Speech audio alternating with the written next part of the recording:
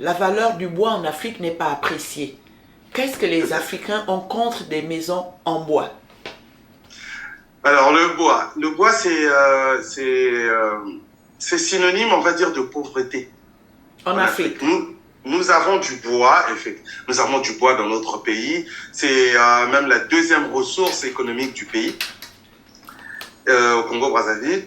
Et ils trouvent que le bois n'est pas noble parce qu'on a été habitué à voir les colons, on va dire, qui sont arrivés, qui ont construit des maisons en briques, donc avec du ciment. Je pense que c'est dans notre inconscient parce que eux, quand ils sont arrivés, ils ont construit.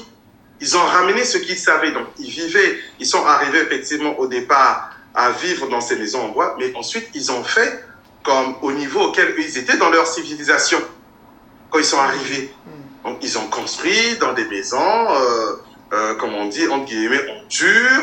Et ils ont vécu dedans. Donc, c'est ce reflet, en fait, sur le fait psychologique de se mettre au même niveau qu'eux, de vivre dans des maisons construites avec du ciment. Voilà. Et du coup, on se dit, les maisons en bois, ça fait pauvre. Tu es dans une maison en bois, tu es pauvre. Voilà, moi je vis dans une maison construite, voilà, avec des briques, cimentées.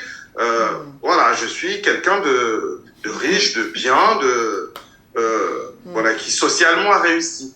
Et pour Elisabeth, dans le roman, elle comprend pas trop parce qu'elle a ce côté écologique. Elle se dit, il y a du bois, c'est très bien, on va vivre dans une maison. Il y a de belles maisons en bois, oui. Voilà, en bois, c'est très bien. En Angleterre, comme les aussi. cottages, voilà, en Angleterre, les cottages sont faits en bois. Ici, il y a beaucoup de maisons en bois bien faites, hein, bien faites.